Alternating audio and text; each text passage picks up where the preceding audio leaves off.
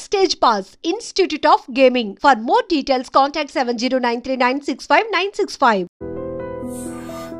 LAC LOC yeah LAC అంటే ఏంటి, LOC అంటే ఏంటి, ఎల్ఏసి ఎందుకు వెపన్ పట్టుకోకుండా ఉంటారు వాళ్ళు? ఎల్ఏసి అనేది line of actual control, LOC అనేది line of control. Line of actual control 1962 war తర్వాత మనం ఏదైతే అక్షయ్ చిన్ అలాగే తిబెత్ మన చైనా బార్డర్లోనే ఉంటుంది ఎల్ఏసి. ఈ ఎల్ఏసిని 3 భాగాలుగా విభజించవచ్చు: eastern part, central part and western part. Eastern part అంటే కంప్లీట్ సిక్కిం బార్డర్, సిక్కిం నుంచి అరుణాచల్ బార్డర్ వరకు ఎల్ఏసి ఈస్టర్న్ పార్ట్.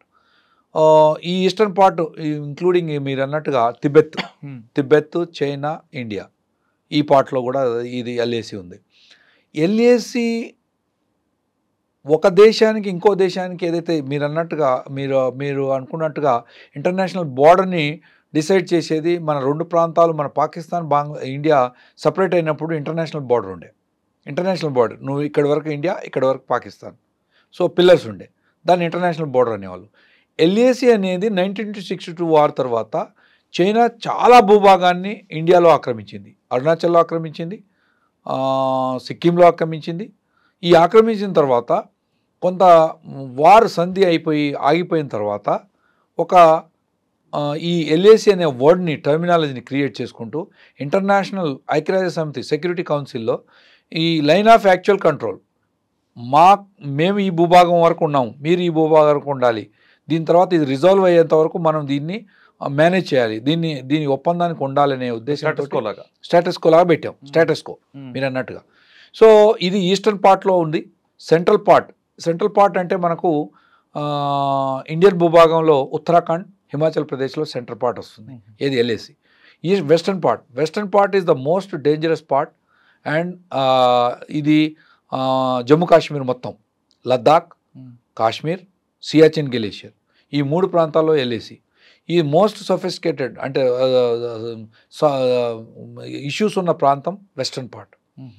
మనము మన భూభాగంలో ఉన్నప్పుడు చైనా 1962 వార్లో అటాక్ చేసి మొత్తం అక్షయ్ చీన్ ప్రాంతాన్ని ఆక్రమించుకొని, ఈవెన్ మన దలైలామాని అక్కడి నుంచి తరిమేసిన తర్వాత ఈవెన్ తిబెత్ అంతా ఆక్రమించుకొని, తిబెత్ అంతా ఒకప్పుడు భారతదేశంలో భూభాగంలోనే ఉందని 6th century, 7th century, 8th century, 14th century వరకు మన భారతదేశంతోనే ఉండే. ఎప్పుడైతే 18th సెంచరీలో బ్రిటిషర్స్ మన భారతదేశాన్ని పరిపాలిస్తున్న టైంలో చైనా తిబెత్ని ఆక్రమించుకున్నప్పుడు, దలైలామా పారిపోయి ఇండియాకు ధర్మశాలకు వచ్చినప్పుడు బ్రిటిష్ వాళ్ళు మ్యాక్మిలన్ లైన్ అనే ఒక లైన్ని డిక్లేర్ చేసి ఇక్కడి వరకు భారతదేశం, ఇక్కడి వరకు మేము కాపాడుతాం అని చెప్పి ఒక లైన్ చేశారు. సో ఈ ఎల్ఏసి అనేది ఇప్పటి వరకు డిఫైన్ కాలేదు. కాకపోతే ఏంటంటే 1962 వార్ తర్వాత జవహర్లాల్ నెహ్రూ గారు ఐక్యరాజ్య సమితి సెక్యూరిటీ కౌన్సిల్లో ఈ డిస్కషన్ వచ్చినప్పుడు చైనా ఈ ఎల్ఏసి పాయింట్ వచ్చింది, line of actual control. So ఇక్కడికే ఉండాలి, మీరు ఇక్కడికి ఉండాలి. కానీ అది ఎప్పుడూ ఉల్లంఘిస్తూనే ఉంది. ప్రతి సంవత్సరం ఆ ఎల్ఏసిని ఉల్లంఘించుకుంటూ ఉంటుంది. ఈవెన్ 1955లో 57లో చైనా ఒక రోడ్ వేసింది తిబెత్లో. అది మనకు 2-3 సంవత్సరాల వరకు మన భారతదేశానికి మన ఇంటెలిజెన్స్ వ్యవస్థ కనిపెట్టలేకపోయింది. 2 సంవత్సరాల తర్వాత తెలిసి అప్పుడున్న ప్రధానమంత్రి గారు ఇంటర్నేషనల్ సెక్యూరిటీ కౌన్సిల్లో ఎంత మొత్తుకున్నా ఏం లాభం లే, వాళ్ళు చైనా రోడ్ వేసుకున్నారు, ఆక్రమించేసుకున్నారు. So this is called LAC. LOC అనేది 1948 ఎప్పుడైతే పాకిస్తాన్ జమ్మూ కాశ్మీర్ని ఆక్రమించుకుందో, 47లోనే అక్టోబర్లో ఆక్రమించుకున్న తర్వాత అప్పుడు ఉన్న రాజా హరి సింగ్, జమ్మూ కాశ్మీర్ రాజా గారు స్వతంత్ర ప్రతిపత్తిగా నేను భారతదేశంలో కలవను, నేను మన హైదరాబాద్ రాష్ట్రం, జూనాగఢ్ అండ్ జమ్మూ కాశ్మీర్ 3 స్వతంత్ర ప్రతిపత్తిగా దేశాలుగా విభజన అయిన తర్వాత పాకిస్తాన్ 1947లో వితిన్ స్పాన్ ఆఫ్ 3 monthsలో ఇది అంతా ముస్లిం పాపులేషన్ ఉన్న రాజ్యము, హిందూ రాజు దీన్ని పరిపాలిస్తున్నాడు కాబట్టి దీన్ని ఎట్లయినా ఆక్యుపై చేసుకోవాలని పాకిస్తాన్ సైన్యం ముసుగులో ఉన్న తీవ్రవాదులను తయారు చేసి, పస్తూన్ తీవ్రవాదులను తయారు చేసి పాకిస్తాన్ జమ్మూ కాశ్మీర్ మొత్తాన్ని ఆక్రమించుకుంది. అప్పుడు ఏమైంది, జమ్మూ కాశ్మీర్ రాజా హరి సింగ్ అప్పుడు భారతదేశంలో విలీనం కానని అన్న తర్వాత ఎప్పుడైతే పాకిస్తాన్ ఆక్రమించుకుందో ఇండియాకు పారిపోయి వచ్చేసి సరెండర్ అయ్యి నేను మొత్తాన్ని భూభాగాన్ని జమ్మూ కాశ్మీర్ని నేను భారతదేశంలో విలీనం చేస్తున్నానని ఒక యాక్సెషన్ ఇచ్చిన తర్వాత దాని తర్వాత మనం అప్పుడు 1947 డిసెంబర్లో మనం పాకిస్తాన్ ఏదైతే జమ్మూ కాశ్మీర్ ఉందో జమ్మూ కాశ్మీర్ పాకిస్తాన్ ఆక్రమించుకున్న కాశ్మీర్ని మనము అప్పుడున్న సిక్ బెటాలియన్సు డోగ్రా బెటాలియన్స్ ఏదైతే ఆల్రెడీ ఆ టెర్రైన్ గురించి నాలెడ్జ్ ఉన్న బెటాలియన్స్ ఆ జమ్మూ కాశ్మీర్ రాజా కింగ్ జమ్మూ కాశ్మీర్ రైఫల్స్ అనే బెటాలియన్స్ ఇవన్నీ మళ్ళీ అటాక్ చేసి పాకిస్తాన్ని బయటికి వెళ్ళగొట్టిన తర్వాత పుష్ చేసిన తర్వాత 1948లో అప్పుడున్న ప్రధానమంత్రి నెహ్రూ గారు యుద్ధం జరుగుతుండగానే యునైటెడ్ నేషన్స్ సెక్యూరిటీ కౌన్సిల్లోకి వెళ్ళి ఒక రిప్రజెంటేషన్ ఇచ్చారు.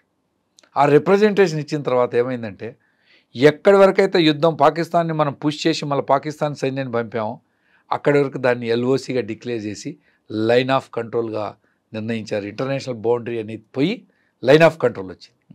ఆ లైన్ ఆఫ్ కంట్రోలే ఇప్పుడున్న పాకిస్తాన్ ఆక్యుపైడ్ కాశ్మీర్కి మన ఇండియా కాశ్మీర్కి మధ్యలో ఉన్న లైన్ ఎల్ఓసి అంటారు. ఎల్ఓసి. ఓకే, ఐబీ ఎక్కడ ఉందండి? ఐబీ మనం భారతదేశం పాకిస్తాన్ 1947లో విభజన అయిన తర్వాత మన మ్యాపుల్ని సరిహద్దుల్ని నిర్ణయించుకున్న తర్వాత మన రాజస్థాన్ నుంచి గుజరాత్ నుంచి రాజస్థాన్ వరకు ఒక డిజర్ట్ ఏరియాలో కచ్లో కానివ్వండి రాజస్థాన్ జైసల్మీర్లో కానివ్వండి అప్ టు జమ్మూ పై వరకు జమ్మూ కాశ్మీర్ వరకు బోర్డర్ని ఇంటర్నేషనల్ బోర్డర్ అంటాం. దానికి ప్రాపర్ పిల్లర్స్ ఉంటాయి. దానికి ఒక మనం ఈ మధ్య మొత్తం ఫెన్సింగ్ కూడా వేసాం లాస్ట్ 10 yearsలో. సో సురక్షితంగా మన బోర్డర్ని మనం కాపాడుకోవడం కోసం మనం ఫెన్సింగ్ వేసి పెట్టుకున్నాం. That is called international border. Okay, అయితే మనకి ఇంకొక విషయం మనం చెప్పాలి. భారతదేశం 3 వంతుల సముద్రంతో 1 వంతు భూభాగంతో కవర్ అయి ఉంది. ఈ 3 వంతుల సముద్రం ఉండడమే మన దేశానికి శ్రీరామ రక్ష. సో మనకు ఎలాంటి బోర్డర్ డిస్ప్యూట్ లేని ఇష్యూలు ఉన్నాయంటే అందుకనే మనం ప్రశాంతంగా ఎస్పెషల్లీ 3 సముద్రాలు 3 వైపులా సముద్రం, రైట్, ఒకవైపే భూభాగం. సో ఈవెన్ హిందూ మహాసముద్రం తీసుకోండి, అరేబియా సముద్రం తీసుకొనియండి, బంగాళాఖాతం తీసుకొనియండి, 3 మనకు సముద్రాలు మనకు ఎంతో అసలు గార్డియన్గా ఉంటూ మన సరిహద్దుల్ని కాపాడుతున్నాయి. సార్ ఇప్పుడు ఐబీ, ఎల్ఏసి, ఎల్ఓసి.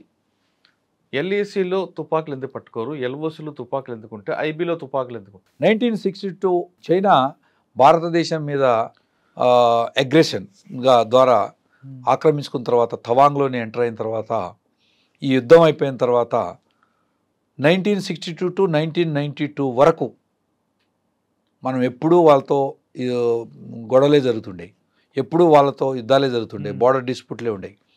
1992లో షిమ్లా ఒప్పందం ప్రకారం చైనాకి మనకి ఒక అగ్రిమెంట్ అయింది.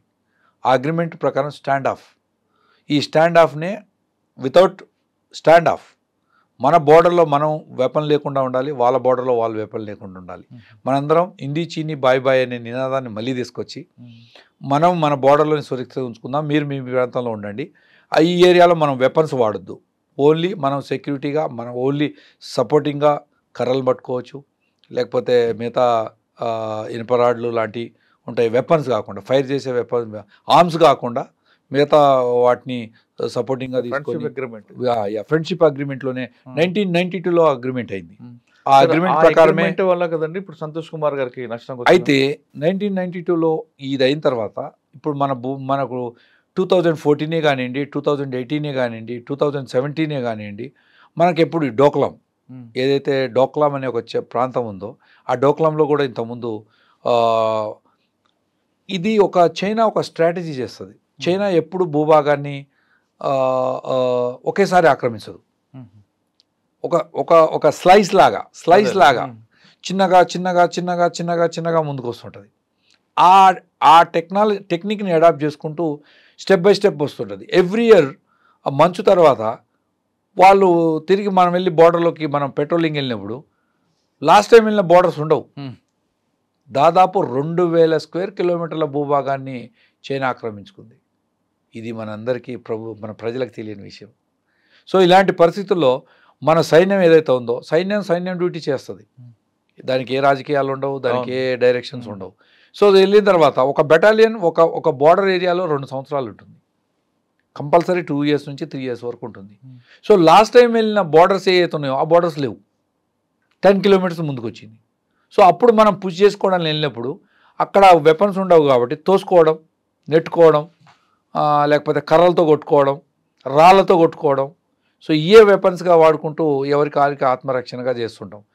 చైనా ఎల్లప్పుడూ మనని మిత్ర దేశంగా పరిగణించాలని మనం చూస్తాం తప్ప చైనా ఎల్లప్పుడూ వాళ్ళ కపట నీతిని ఎప్పుడూ పెట్టుకుంటుంది. ఎప్పుడు కూడా చైనీస్ సోల్జర్స్ని ఎప్పుడు నమ్మడానికి లేదు. పాకిస్తాన్ అని నమ్మొచ్చు కానీ చైనాని నమ్మడానికి లేదు. అవునా? ఇంత ఓపెన్గా నేను చెప్తున్నా. పాకిస్తాన్లో ఉన్న సైనికుల్ని కూడా నమ్మొచ్చు కానీ చైనా సైనికులను నమ్మడానికి లేదు.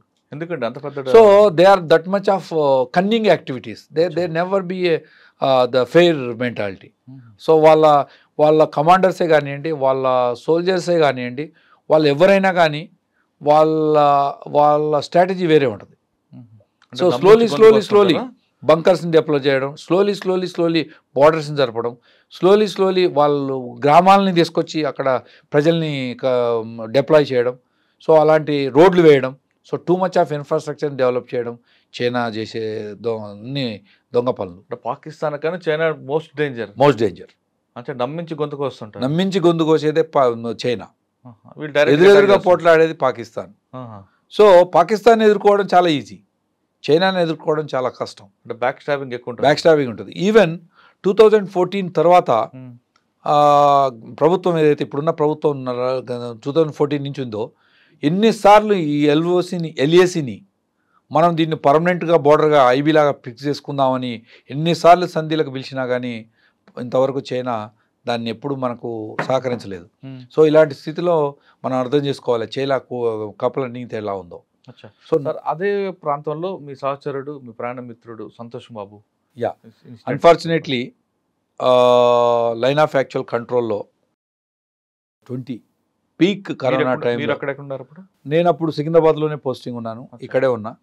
సో నాకు పారలల్ కమిషన్డ్ ఆఫీసరు ప్లస్ నా ప్రాంతవాసి, సో సూర్యాపేట నివాసి, కానీ వాళ్ళ డాడీ ఉద్యోగరీత్యా వివిధ ప్రాంతాల్లో ఉద్యోగం చేసుకుంటూ చిన్నప్పటి నుంచి ఆయన సైనిక్ స్కూల్లో చదివించిన తర్వాత ఎన్డీఏ తర్వాత ఐఎంఏ ఇండియన్ మిలిటరీ అకాడమీ, దాని తర్వాత బీఆర్ రెజిమెంట్లో కమిషన్ అయ్యి అతి తక్కువ వయసులో 37 yearsలోనే కమాండింగ్ ఆఫీసర్గా బాధ్యతలు నిర్వహిస్తున్న సమయంలో వాళ్ళ బెటాలియన్ ఎల్ఏసి పక్కనే ఉంది కాబట్టి ఏదైతే డిస్ప్యూట్ సడన్గా వాళ్ళు అక్కడ ఉన్న ఒక రివరే ఉంటుంది మన చైనాకి, ఇది గాల్వాన్ అనేది వెరీ స్ట్రాటజిక్ పాయింట్.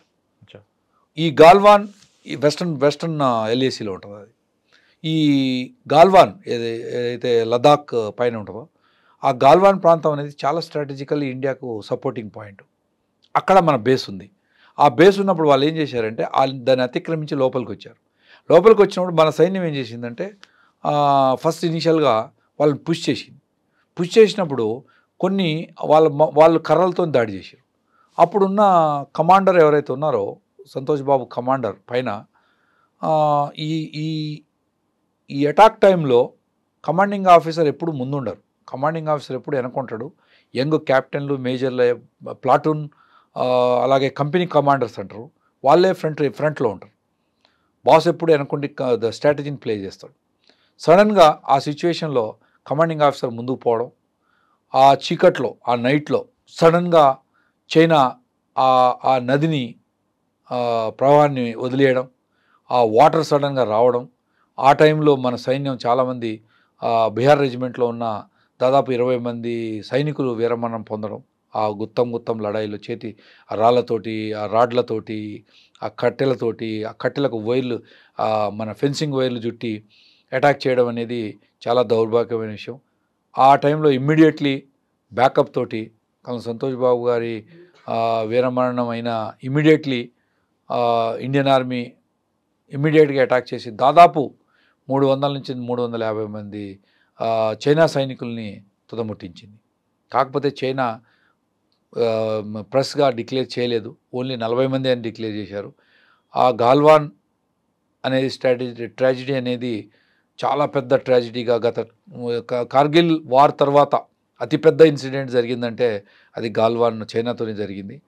మేము ఇప్పటికీ చెప్తున్నాం మీ మీ ప్రేక్షకులకి, మన ఐ డ్రీమ్ ప్రేక్షకులకి, మన తెలుగు ప్రేక్షకులకి, చైనా ఎప్పటికీ మనకు డేంజరే. చైనా మనం ఎప్పుడు నమ్మడానికి లేదు. చైనా అనేది ఒక కన్నింగ్ మెంటాలిటీతో ఉన్న దేశం. అది ఎప్పటికీ మనకు శత్రు దేశమే కానీ మనకు ఎప్పటికీ మిత్ర దేశం కాదు. కానీ మన వాళ్ళు ఎక్కువ మంది చైనా ప్రోడక్ట్ని సపోర్ట్ చేస్తారు కదండి. అంటే మన భారతదేశంలో ఉన్న దాదాపు 140 కోట్లలో 80 కోట్ల మంది దారిద్ర్య రేఖ కిందనే ఉన్నారు. ఇన్కమ్ ట్యాక్స్ కట్టే వాళ్ళు ఎంతమంది అండి? తక్కువ మంది ఉంటారు. సో అటువంటప్పుడు ఈజియెస్ట్ చీపెస్ట్ ప్రొడక్ట్స్ని తయారు చేసేది చైనా. సర్వైవల్ కావడానికి మనం వాడుకుంటున్నాం.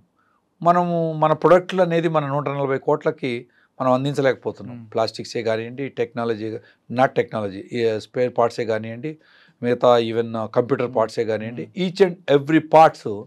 సో మనము చైనా మీదనే ఆధారపడాల్సి వస్తుంది, వేరే ఆప్షన్ లేదు. అయితే 2020లో గాల్వాన్ ఏదైతే ఆపరేషన్ టైంలో ఇష్యూస్ అయినప్పుడు చైనాయే మొత్తం కరోనాని ప్రపంచవ్యాప్తం చెందించింది, చైనాయే వైరస్ని నెట్టిందని ఆ టైంలో మనం ఒక 2 నెల రోజులే మనం చైనా వస్తువుల్ని బహిష్కరించాం. దాని తర్వాత as it is normal condition. So China వస్తువులు లేనిది ఇండియన్ ప్రజలు బతకలేరంటే బతకగలుగుతారు.